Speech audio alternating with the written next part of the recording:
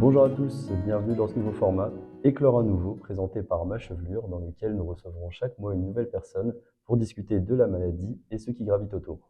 Aujourd'hui, nous recevons Aurore. Bonjour Aurore, comment Bonjour vas-tu? Lucas, ça va et toi? Ça va superbe. Donc Aurore, on se connaît déjà, on s'est déjà Oui, vu, on s'est rencontrés lors d'une petite soirée qu'on a fait pour la présentation de notre nouvelle gamme de turbans. Et tu as d'ailleurs posé dedans. oui, Tu portes ici le bonnet loup avec un petit bandeau. Et par-dessus tout, donc tu as été en plus de ça notre égérie pour le mois d'Octobre rose, ouais. avec l'opération Bandeau Rosie, avec un versement au profit de l'association Mes Amis Mes Amours. Donc on a mis ta magnifique photo Oui, juste ici. je vois ça. Alors du coup, pour commencer, je te propose de te présenter. Oui, Donc qui es-tu? Que fais-tu? oui. Comment vas-tu? Alors déjà, je vais très bien. Merci à toi et ma chevelure pour votre invitation à ce podcast. Je suis toute nouvelle dans ce domaine et en plus, je suis la première à passer, donc un peu en stress, C'est mais le ça va plus le faire. difficile. Donc moi, je m'appelle Aurore, je suis originaire de Villeneuve-d'Ascq, je suis née à Villeneuve-d'Ascq, j'ai 31 ans, j'ai été touchée par le cancer du sein à 30 ans. Et je suis diplômée d'un master communication événementielle, donc je suis plutôt dans ce domaine-là, la communication et l'événementiel. J'adore les montages vidéo, j'adore la photo, les animaux. Et là, avec la maladie, ça a plus été trop possible, mais j'aime aussi aller courir. D'accord, Courir. une Donc, sportive oui, donc.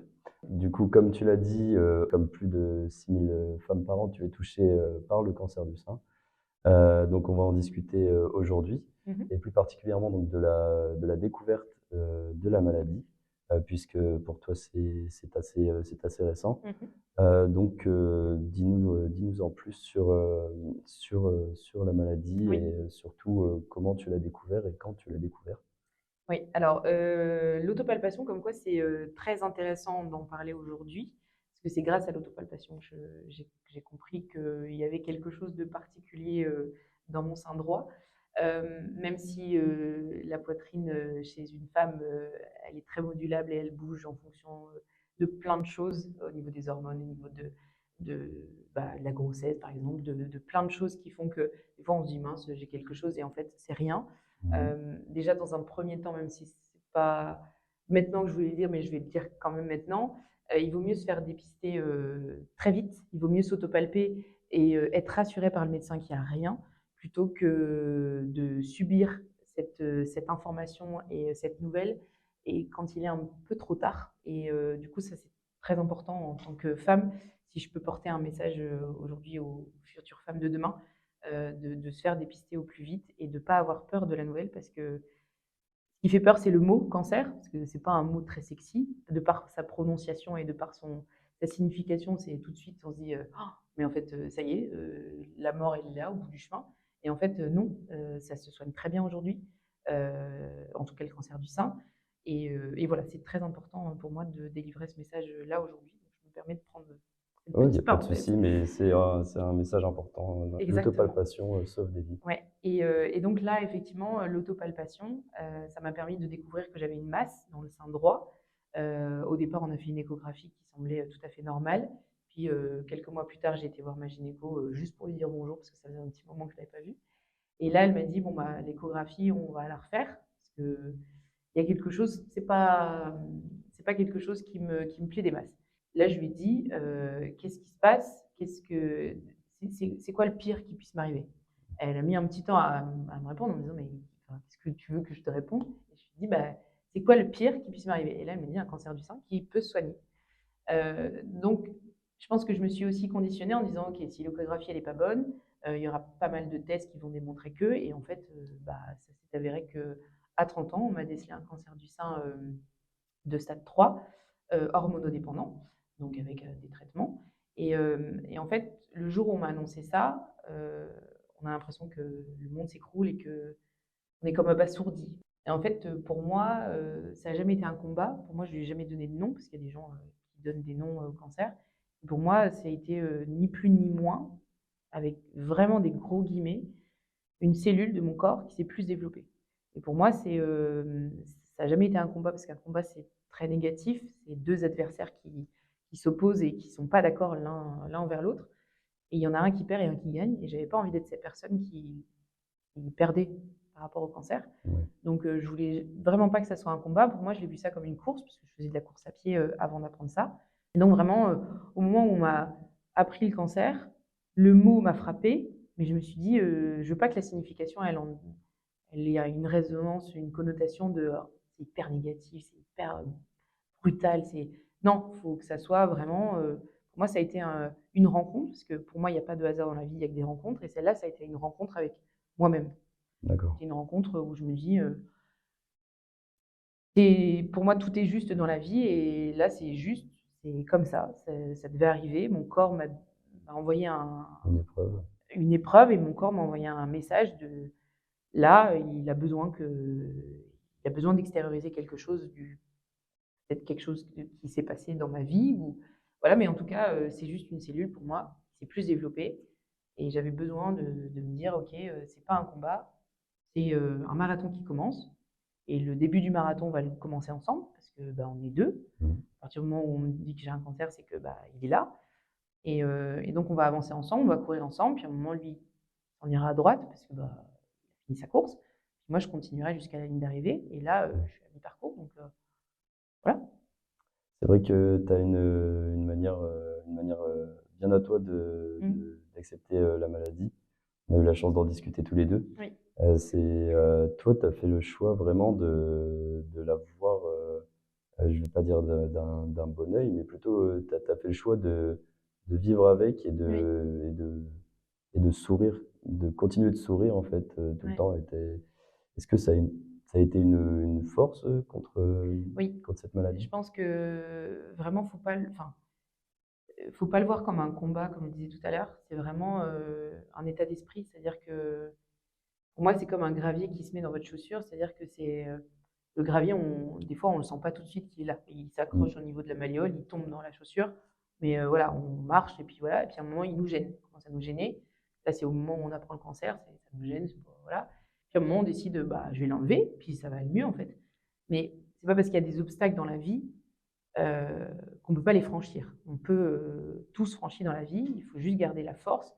Tout le monde a de la force en soi. Et, et moi, enfin, voilà, je sais que j'ai une force, je sais que toutes les personnes ici, enfin, toutes les personnes dans le monde ont une force cachée en elles, même si des fois elles sont bien cachées et qu'on pense qu'on va jamais arriver, mais en fait on y arrive.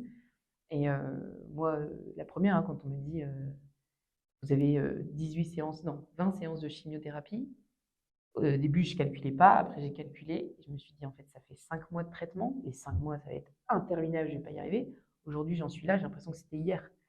Parce qu'on est rythmé par les rendez-vous, on est rythmé par les chimiothérapies, et en fait, tout l'accompagnement que j'ai pu avoir, tout l'amour que j'ai pu avoir, parce que ça aussi, hein, c'est important d'être entouré, mais du coup, ça permet de faire face à cette maladie, et comme je disais tout à l'heure, c'est vrai que pour moi, ça n'a pas du tout été un combat. Pour moi, c'est une rencontre, et on avance, quoi.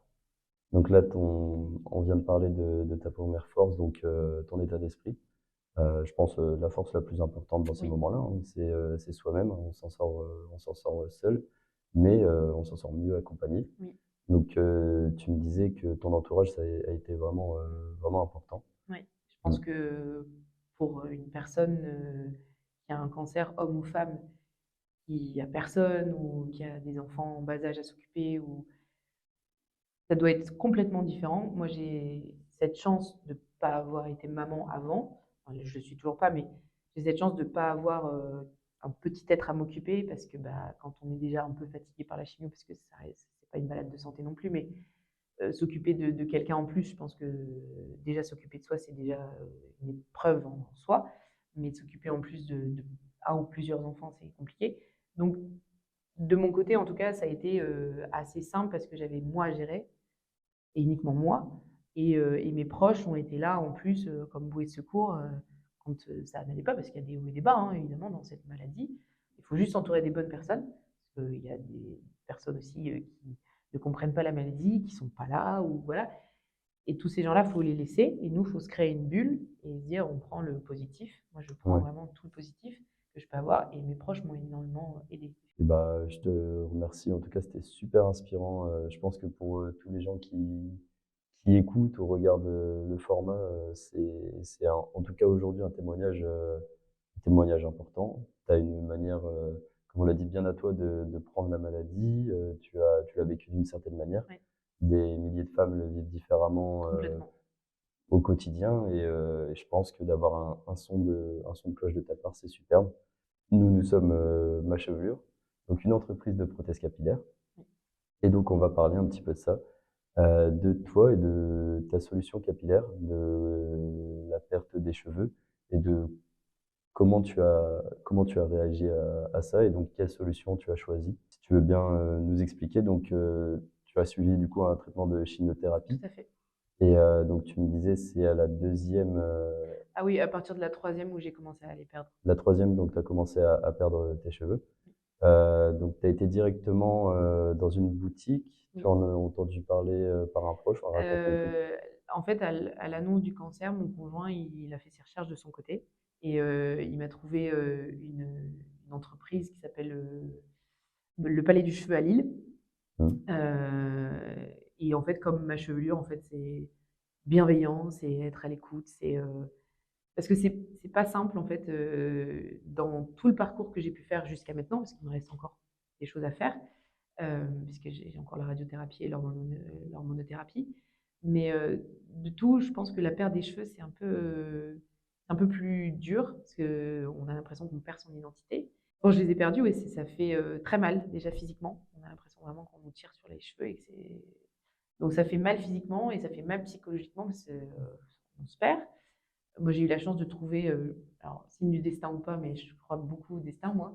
Tout est juste, hein, comme je disais tout à l'heure et quand je suis arrivée dans la vitrine, je l'ai vue, cette, prothèse, et j'ai l'impression que c'était, elle et pas autre chose. C'était elle et pas une autre et en fait, j'en ai pas essayé 15 000, hein. J'ai essayé elle et je me suis dit: «C'est elle». Donc il faut savoir se réadapter. C'est pas facile, hein, de mettre quelque chose sur sa tête pour, être nous, même si, il y a toujours un avant-après cancer, parce qu'on est toujours la même personne, mais on renaît, autrement. On ferme peut-être un livre et on en réouvre un. Ça veut pas dire qu'on oublie complètement notre vie d'avant, ça veut juste dire qu'on ouvre un nouveau chapitre et que celui-là, il va nous servir à autre chose. Donc moi, les 29 années, avant m'ont servi à être moi, ce que je suis aujourd'hui, mais le cancer me sert à être différente, Mmh. de renaître complètement.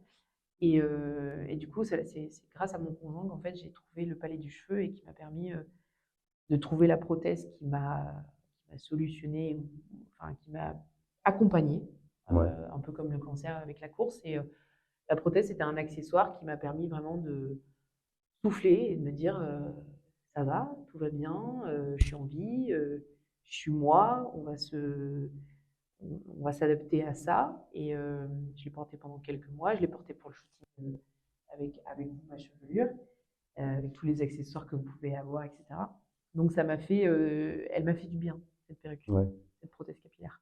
et comme tu me disais, c'était pas tout à fait ta coupe, Non, originale donc c'est tu as ça. quand même, fait le choix de changer donc Ouais, volontairement pour, ce nouveau chapitre comme tu ouais. disais ou Alors il y a ça et puis, c'est compliqué déjà de trouver la prothèse capillaire qui correspond à 100 à sa coupe de cheveux actuelle.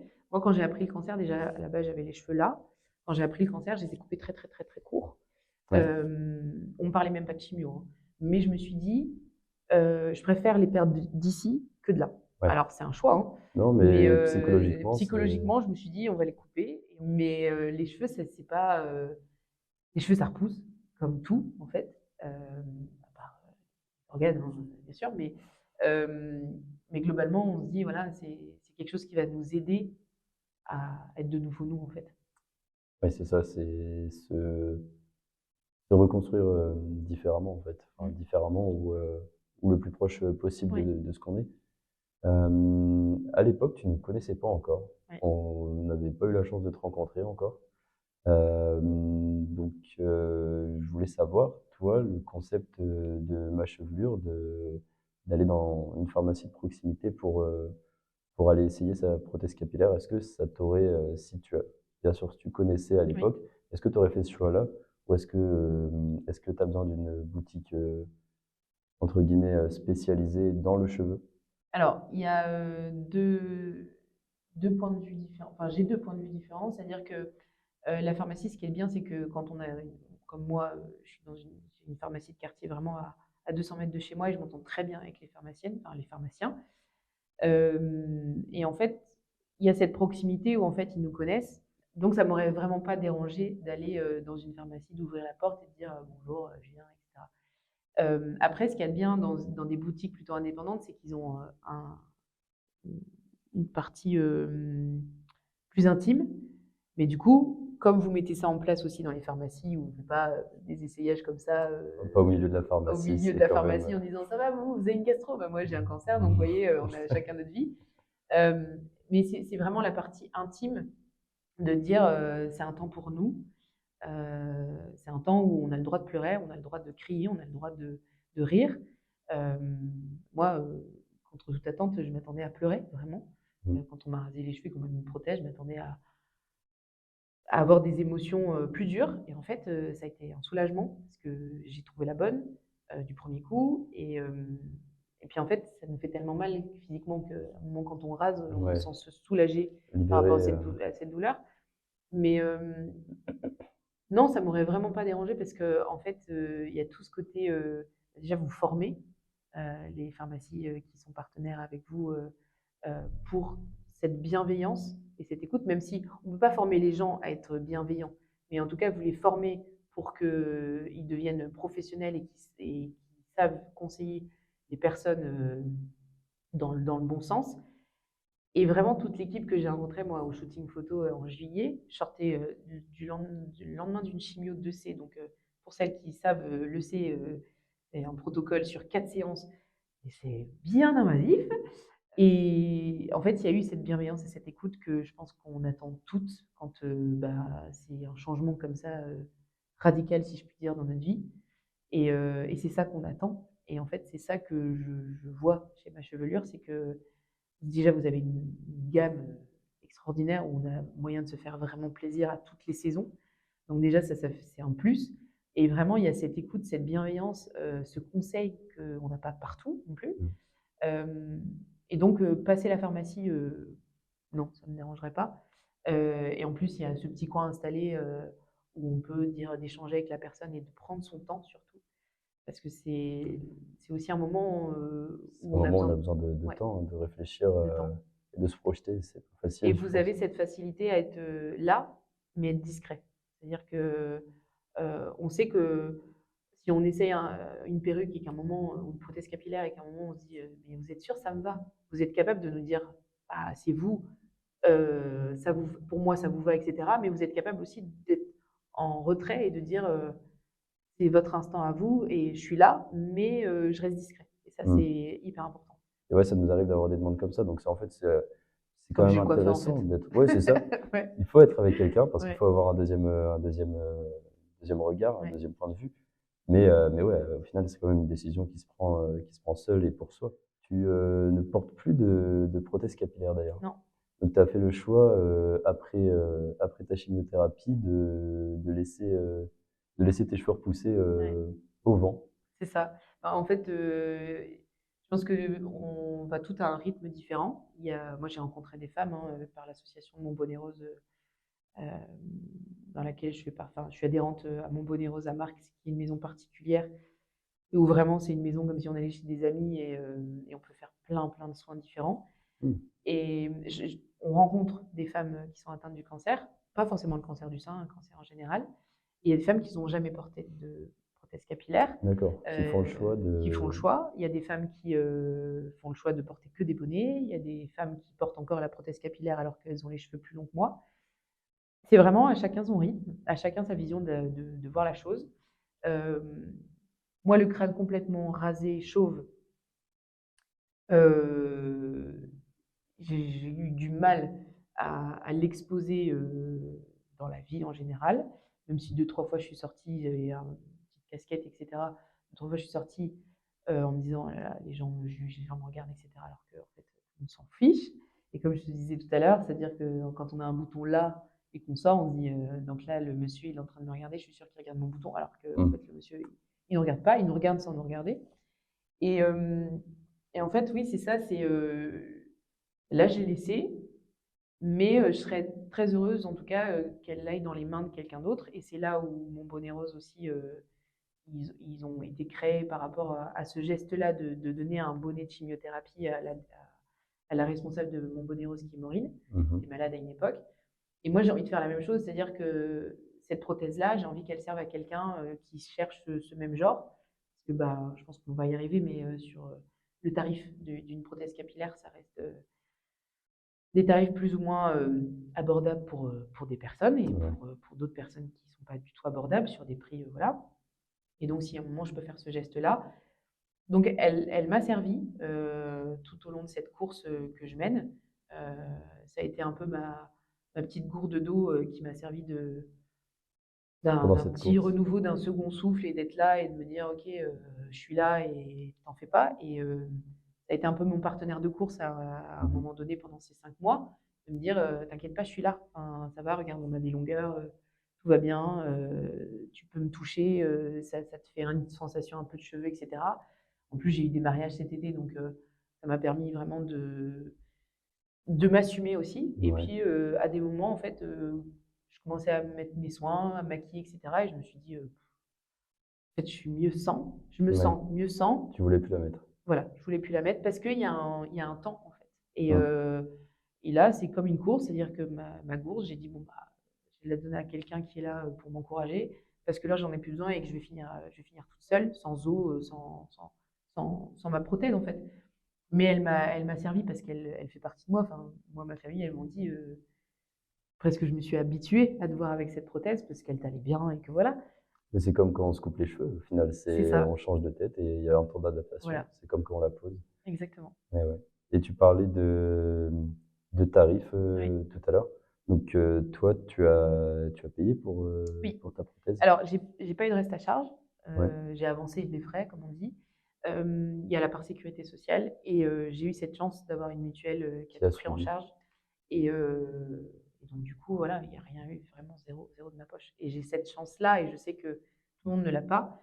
Grâce à ma chevelure et à l'apparition de ce magazine, j'ai croisé la route de Jo aussi, de Mes amis, mes amours, Mhm. qui elle fait un travail remarquable pour toutes ces femmes Pour prendre en et charge. même ces enfants hein, qui ne peuvent pas, malheureusement, qui ne peuvent pas avoir accès à des prothèses parce que faute de moyens, et Mhm. qui elle met tout en place, tout en œuvre pour que ces femmes-là, ces enfants-là puissent avoir leur prothèse à elles et qu'elles aient vraiment quelque chose, à une bouée, comme je disais, ou Ouais. cette petite bouteille d'eau pendant cette course, de se dire, tu es là et tu me rassures en fait. Parce Ouais. qu'elle rassure, hein, cette prothèse capillaire. Et ça, c'est important de communiquer là-dessus, c'est qu'il y a des solutions, il y a des solutions qui sont abordables pour quasiment tous, en fait. Oui, Et après, on a aussi, du coup, le travail des assos aussi qui vraiment font un travail remarquable pour aider les femmes à se sentir bien oui, dans cette épreuve, j'allais dire, mais dans cette course, oui. comme tu dis. Donc, ouais, Jo qui prend en charge les prothèses capillaires, le reste à charge pour que les femmes puissent avoir une prothèse avec un confort Oui, supérieur. même tous les accessoires que vous proposez, enfin, le bandeau pour, là, quand j'étais égérie. Enfin, je trouve que vous avez vraiment, toute une gamme. Alors c'est plus il y a 15 ans, hein, on se renouvelle. Enfin, on moi, j'ai pris plaisir à porter ma prothèse, à un moment donné de ma vie. J'ai pris plaisir à porter des accessoires, bah, qui nous donnent, voilà, du peps, qui fait ressortir nos yeux, qui fait parce qu'on a plein d'autres atouts à part enfin, quand on a plus de cheveux, on se rend compte que notre visage, on le voit pas comme quand on a des cheveux et qu'on des fois, on Ouais, est derrière une frange et qu'on se cache et cetera.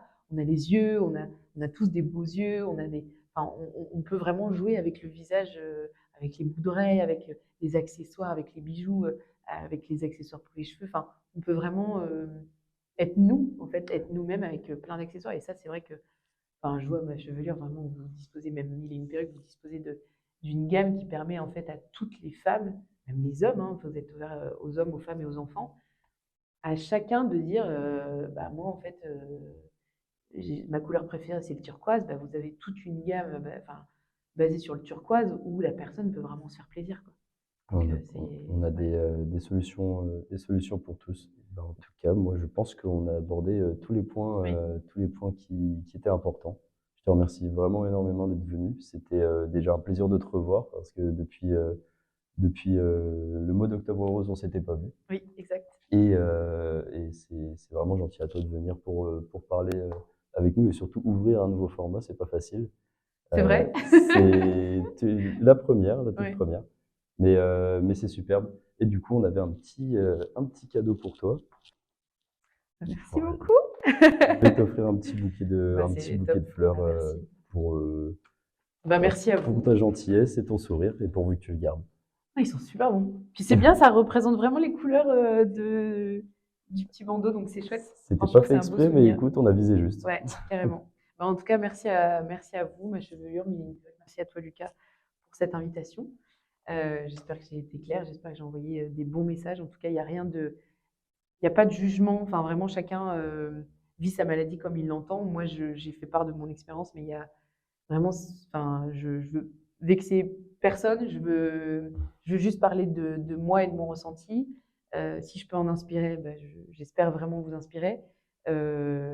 Et si je peux aider des femmes, des hommes, des enfants, même des aidants hein, qui nous regardent et qui ne savent pas trop comment se comporter, juste comportez-vous normalement.